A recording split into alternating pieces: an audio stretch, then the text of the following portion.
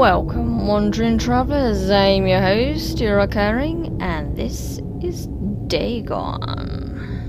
Now, I've absolutely no idea what this game is going to be about, but I've heard it might be more of a storytelling for you. So, hope you guys enjoy, and let's delve right on into this, shall we? Dagon is a faithful interactive adaptation of H.P. Lovecraft's work focused on story and atmosphere. You will not find difficult choices, action sequences, or inventory management here. Movement is limited to progressing through locations along with the plot. So in theory, not a lot of brain work is involved, so let's enjoy. I am writing this under an appreciable mental strain, since by tonight I shall be no more. Okay, diving right into this then, are we? So we need to look for the elder sign. Okay. Oh, right. Penniless, and at the end of my supply of the drug which alone makes life endurable, I can bear the torture no longer, and shall cast myself from this garret window into the squalid street below. Oh, I can't literally turn around. You want me to do kamikaze? Can I not interact with anything else? Okay. Do not think from my slavery to morphine that I am a weakling or a degenerate. I'll do specific. When you have read these hastily scrawled pages, you may guess, though never fully realize, why it is that I must have forgetfulness or death.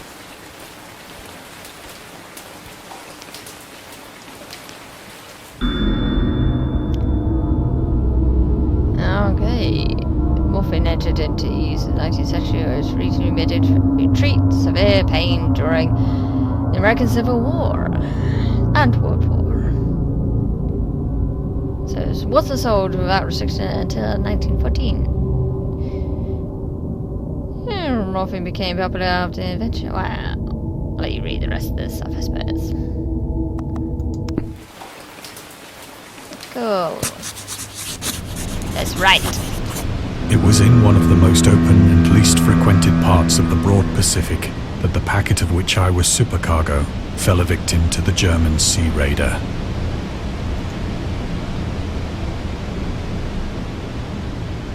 Wow. I want to see what else I'm on. Oh, okay, fine. We'll look at the boat. That is loud. The Great War was then at its very beginning, and the ocean forces of the Hun had not completely sunk to their later degradation, so that our vessel was made a legitimate prize, whilst we of her crew were treated with all the fairness and consideration due us as naval prisoners. Joy!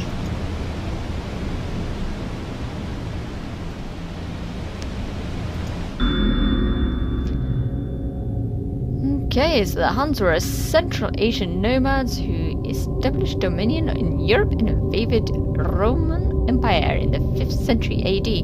They were known as brutal, deadly warriors, masters of quick raids, and also developed powerful composite bows, dresseurs, and early siege weapons.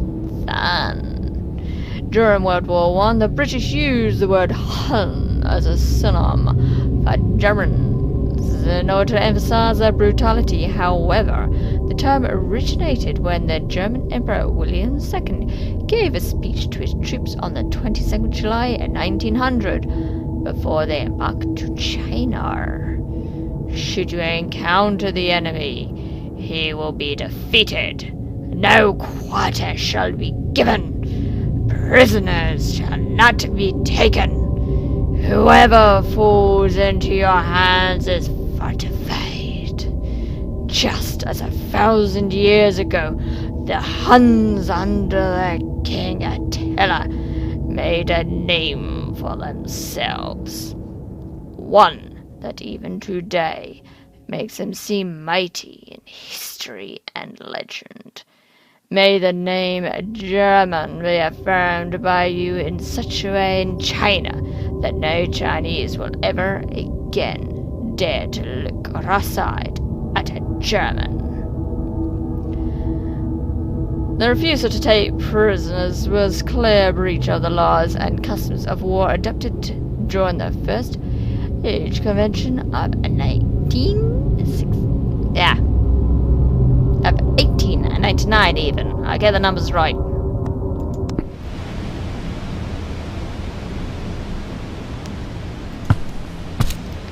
Let's go and escape.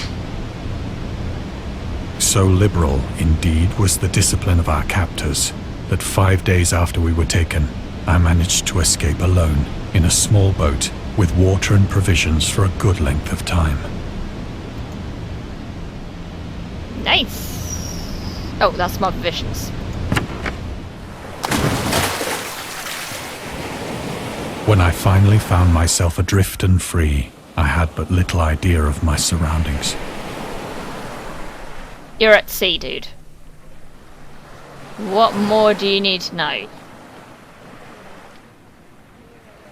Never a competent navigator, I could only guess vaguely by the sun and stars that I was somewhat south of the equator. Of the longitude, I knew nothing, and no island or coastline was in sight.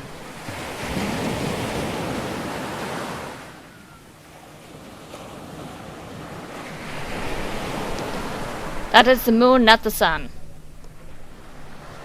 The weather kept fair, and for uncounted days I drifted aimlessly beneath the scorching sun, waiting either for some passing ship or to be cast on the shores of some habitable land. Where's yours? But neither ship nor land appeared, and I began to despair in my solitude upon the heaving vastness of unbroken blue. The change happened whilst I slept. Its details I shall never know, for my slumber, though troubled and dream-infested, was continuous. A kraken. Or a giant squid. They're beached. When at last I awoke, it was to discover myself half sucked into a slimy expanse of hellish black mire, which extended about me in monotonous undulations as far as I could see, and in which my boat lay grounded some distance away. Yep. Though one might well imagine that my first sensation would be of wonder at so prodigious and unexpected a transformation of scenery, I was in reality more horrified than astonished. For there was in the air, and in the rotting soil, a sinister quality which chilled me to the very core. The region was putrid with the carcasses of decaying fish, and of other, less describable things which I saw protruding from the nasty mud of the unending plain. Some of these are fossils, so, wow. There will be in the future. Oh, hello. There's a giant starfish. Perhaps I should not hope to convey in mere words the unutterable hideousness that can dwell in absolute silence and barren immensity. There was nothing within hearing and nothing in sight save a vast reach of black slime, yet the very completeness of the stillness and the homogeneity of the landscape oppressed me with a nauseating fear. The sun was blazing down from a sky which seemed to me almost black in its cloudless cruelty, as though reflecting the inky marsh beneath my feet.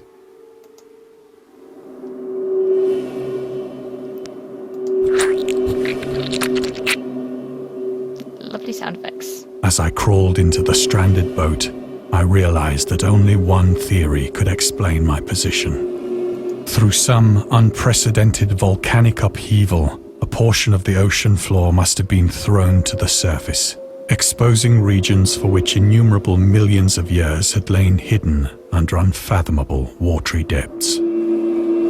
So great was the extent of the new land which had risen beneath me that I could not detect the faintest noise of the surging ocean, straining my ears as I might. Nor were there any seafowl to prey upon the dead things. Quite a few of these are still alive.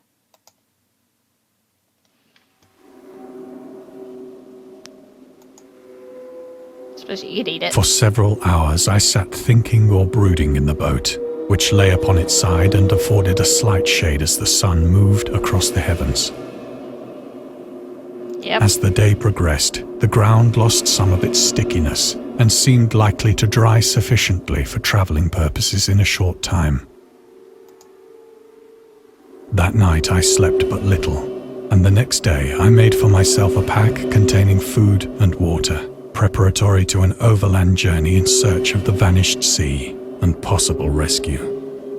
Good luck with that. Alright, let's grab the bag and go. On the third morning, I found the soil dry enough to walk upon with ease. The odor of the fish was maddening, but I was too much concerned with graver things to mind so slight an evil, and set out boldly for an unknown goal. Boldly go where no one has gone before. Can I move? Oh, there it is. Just step over the creatures, it's fine. All day I forged steadily westward, guided by a faraway hummock which rose higher than any other elevation on the rolling desert.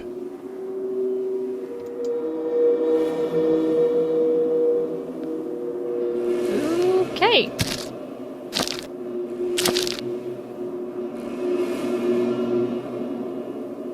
That a whale. Not too sure what that is. That night, I encamped, and on the following day still travelled toward the hummock, though that object seemed scarcely nearer than when I had first espied it. Yeah, these look deceptively like leeches.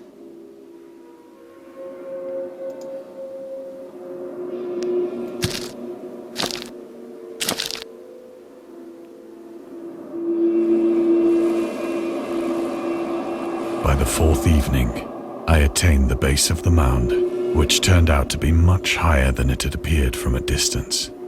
An intervening valley setting it out in sharper relief from the general surface. Too weary to ascend, I slept in the shadow of the hill.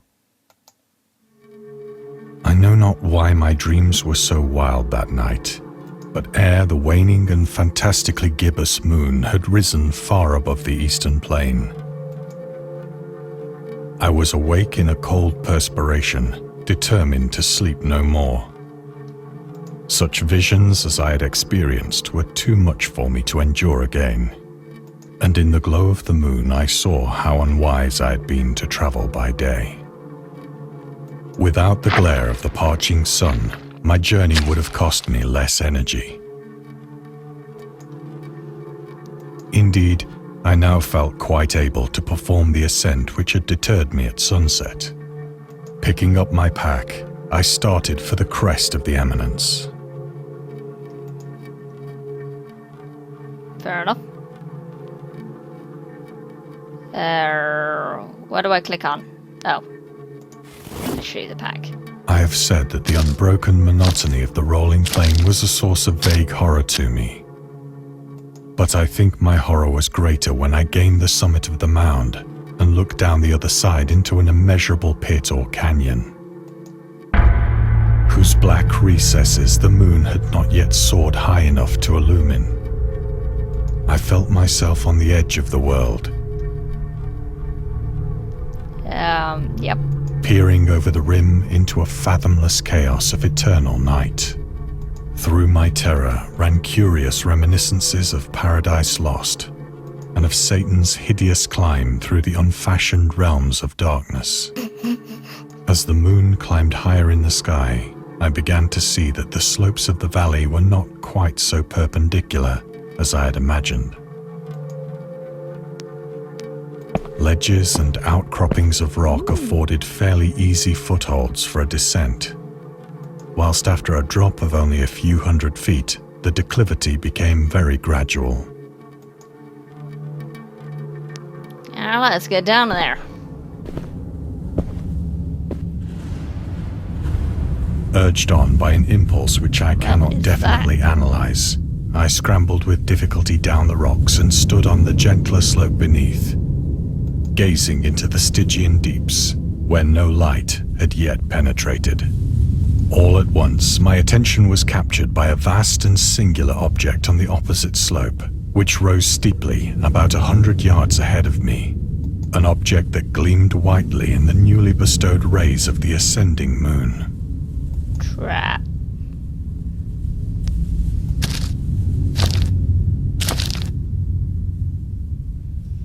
That it was merely a gigantic piece of stone, I soon assured myself. You sure it's not something more seen than an obelisk? But I was conscious of a distinct impression that its contour and position were not altogether the work of nature. A closer scrutiny filled me with sensations I cannot express. For despite its enormous magnitude, and its position in an abyss which had yawned at the bottom of the sea since the world was young, I perceived beyond a doubt that the strange object was a well-shaped monolith, whose massive bulk had known the workmanship and perhaps the worship of living and thinking creatures. Dazed and frightened, yet not without a certain thrill of the scientist's or archaeologist's delight, I examined my surroundings more closely.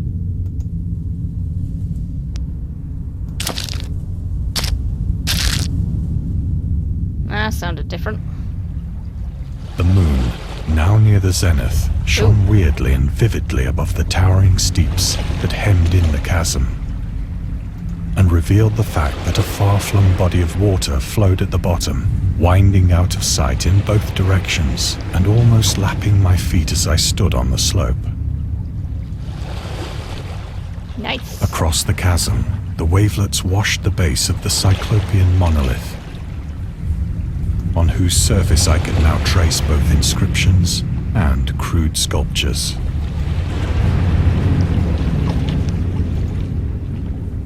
The writing was in a system of hieroglyphics unknown to me and unlike anything I'd ever seen in books. Yeah, but those creatures look familiar. Consisting for the most part of conventionalized aquatic symbols such as fishes, eels, octopi, crustaceans, mollusks, whales, and the like.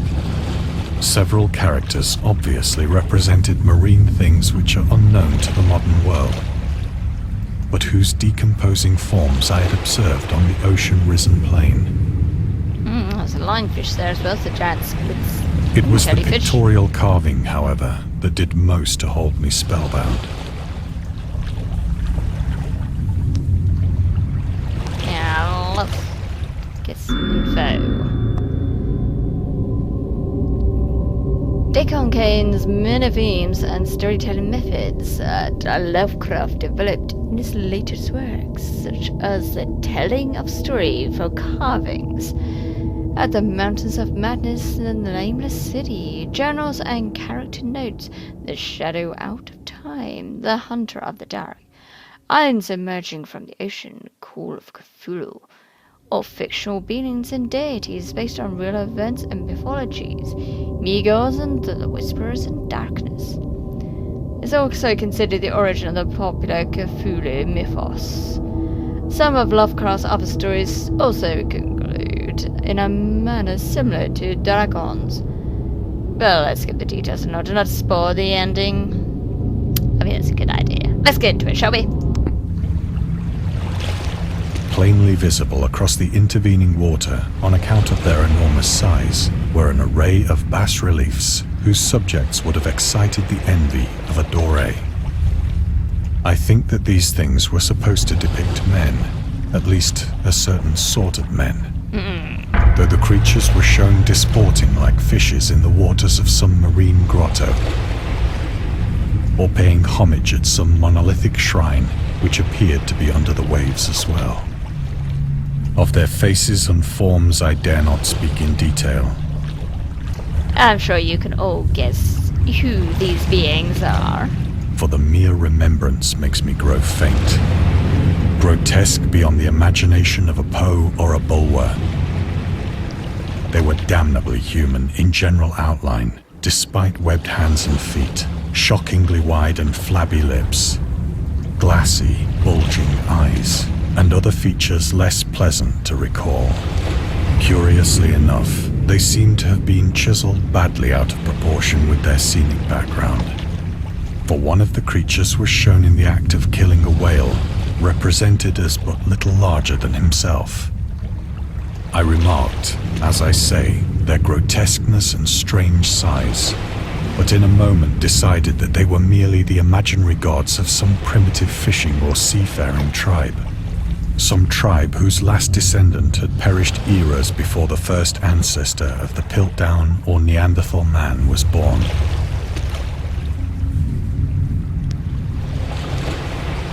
Awestruck at this unexpected glimpse into a past beyond the conception of the most daring anthropologist, I stood musing whilst the moon cast queer reflections on the silent channel before me.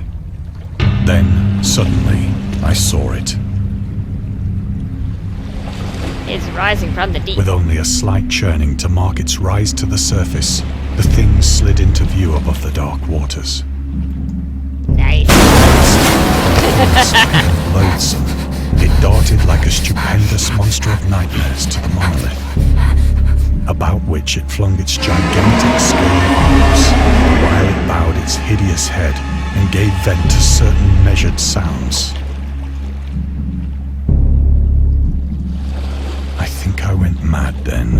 Oh, you just passed out. Of my frantic ascent of the sloping cliff, and of my delirious journey back to the stranded boat, I remember little. Get yourself upright, man. I believe I sang a great deal, and laughed oddly when I was unable to sing.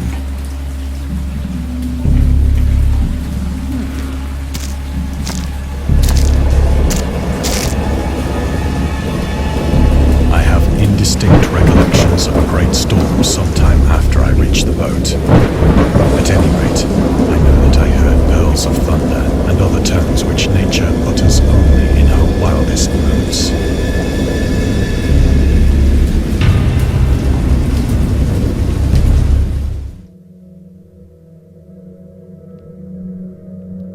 When I came out of the shadows, I was in a San Francisco hospital. How do you end up there?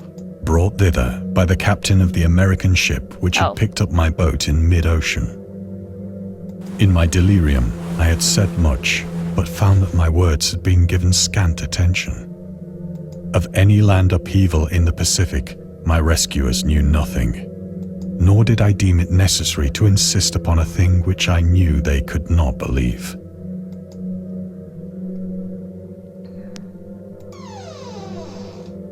Do I have telekinesis? Once I sought out a celebrated ethnologist and amused him with peculiar questions regarding the ancient Philistine legend of Dagon, the fish god.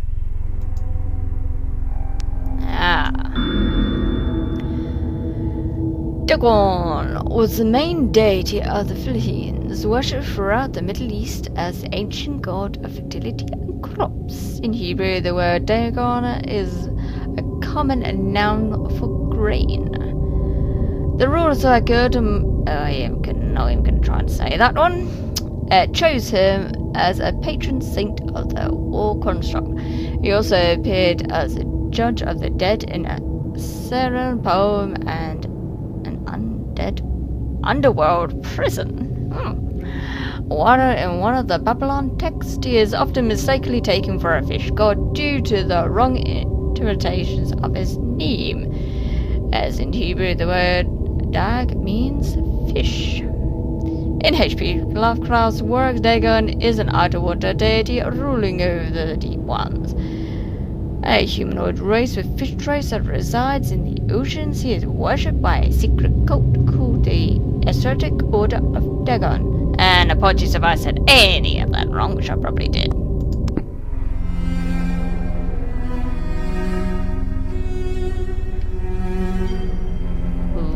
Okay, where the heck am I? Well, excuse you?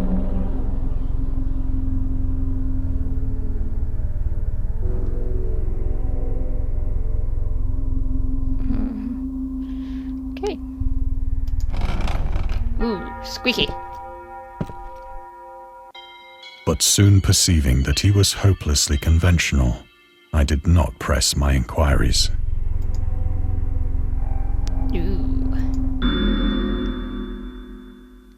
August Derleth was an American writer and archaeologist. He also befriended Lovecraft and published many of his works through his company, Dagon House. Although he greatly contributed to the popularization of the author's work after his death, he is surrounded by numerous controversies. One of his most questionable decisions involved introducing the good versus evil doctrine to Cthulhu mythos, which contrasted with Lovecraft's view of the world and his approach to the cosmic horrors. As a result, the author's works are often misunderstood and misrepresented in today's culture. It is also worth noting that Lovecraft was never really interested in creating a mythology, and the term Cthulhu mythos was contrived by Derleth after the author left the mortal plane. More you know.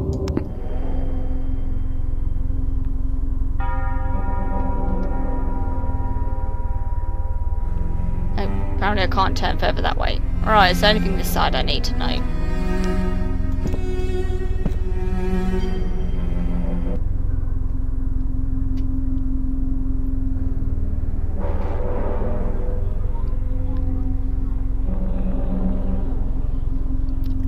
Was there a reason I was dragged over this side?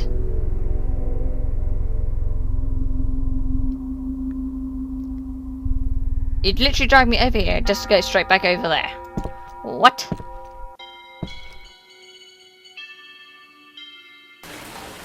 It is at night, especially when the moon is gibbous and waning, that I see the thing.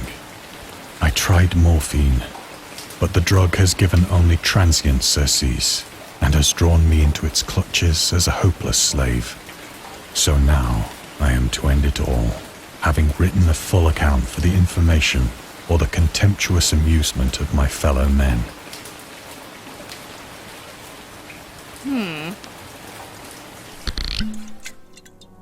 Often, I ask myself if it could not all have been a pure phantasm, a mere freak of fever, as I lay sun-stricken and raving in the open boat after my escape from the German man-of-war. This I ask myself, but ever does there come before me a hideously vivid vision in reply. I cannot think of the deep sea without shuddering at the nameless things that may at this very moment be crawling and floundering on its slimy bed, worshipping their ancient stone idols and carving their own detestable likenesses on submarine obelisks of water-soaked granite. I dream of a day when they may rise above the billows to drag down into their reeking talons the remnants of puny, war-exhausted mankind. Of a day when the land shall sink and the dark ocean shall ascend amidst universal pandemonium. Intriguing.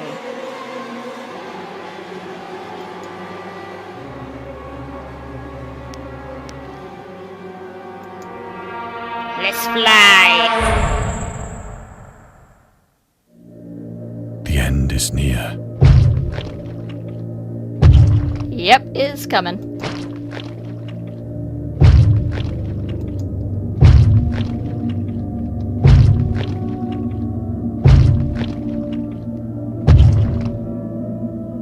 Okay, they are definitely trying to get in.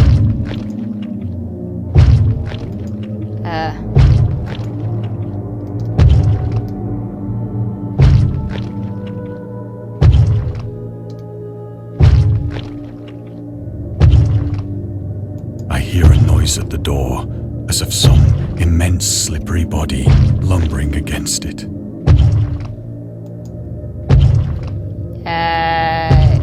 Yep. Come on, let me... What's...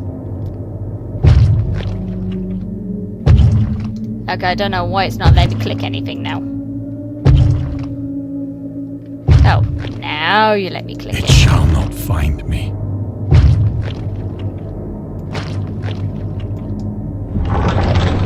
It found you. God, that hand!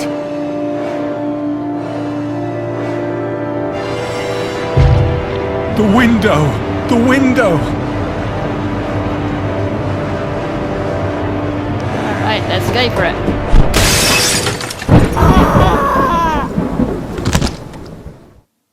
It would be ironic if he landed in the water, wouldn't it? Oh! From madness to oblivion. Yep, that was definitely it. Well, I hope you guys enjoyed that little storytelling from a Lovecraftian world known as Dagon. I hope you guys enjoyed all that, and I'll see you the next time. If you want me to try and find any more Lovecraftian games, please comment below. Or if you got any other games you'd like me or TH to play, again, let us know. Until next time, bye my shadows.